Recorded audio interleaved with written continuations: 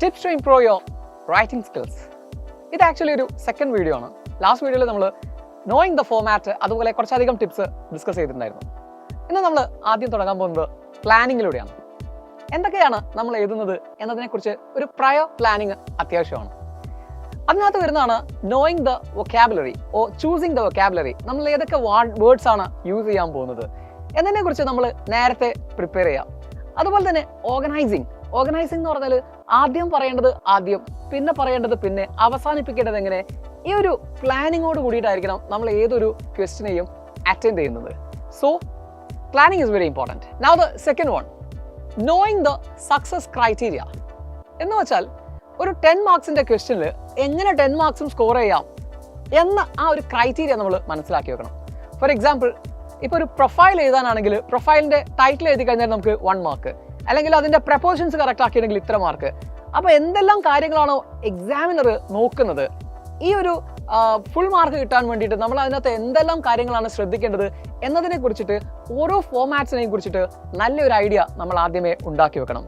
So this criteria matters. Now the third one is a super beginning. ഏതൊരു question attend ചെയ്യുകയാണെങ്കിലും ഒരു super beginning, ഒരു നല്ല തുടക്കം എന്ന് പറയുന്നത് വെരി വെരി ഇമ്പോർട്ടൻ്റ് ആണ്.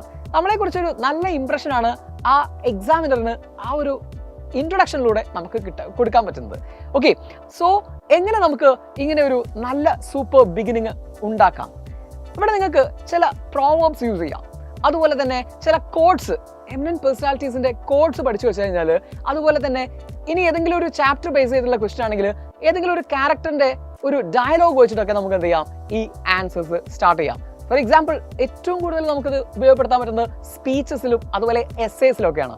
അപ്പോൾ ഒരു നല്ല എസ്സേ എങ്ങനെ നമ്മൾ തുടങ്ങണം എന്ന് വെച്ച് കഴിഞ്ഞിട്ടുണ്ടെങ്കിൽ അതിനകത്ത് ഇങ്ങനെ കോഡ്സിലൂടെ നമുക്ക് തുടങ്ങാം. ഒരു സ്പീച്ച് സ്റ്റാർട്ട് ചെയ്യുന്ന സമയത്ത് ആളുകളുടെ അറ്റൻഷൻ സീക്ക് ചെയ്യാൻ വേണ്ടിയിട്ട് ഇതുപോലെ പ്രോവേർബ്സ് വെച്ച് സ്റ്റാർട്ട് ചെയ്യാം. വളരെ കോമൺ ആയിട്ട് നമ്മൾ ഉപയോഗിക്കുന്ന ചില പ്രോവേർബ്സ് നമുക്കൊന്ന് നോക്കാം. Action speaks louder than words. അതുപോലെ തന്നെ education is the passport to the future. Education is the most powerful weapon which you can use to change the world. Nelson മണ്ടേലയുടെ കോട്ടാണ്. ഇത്തരത്തിലുള്ള പ്രോവേർബ്സിലൂടെ കോട്ട്സിലൂടെയൊക്കെ നമ്മുടെ ആൻസേഴ്സിനെ നമുക്കൊരു നെക്സ്റ്റ് ലെവലിലേക്ക് ഉയർത്താൻ സാധിക്കും. Stay tuned.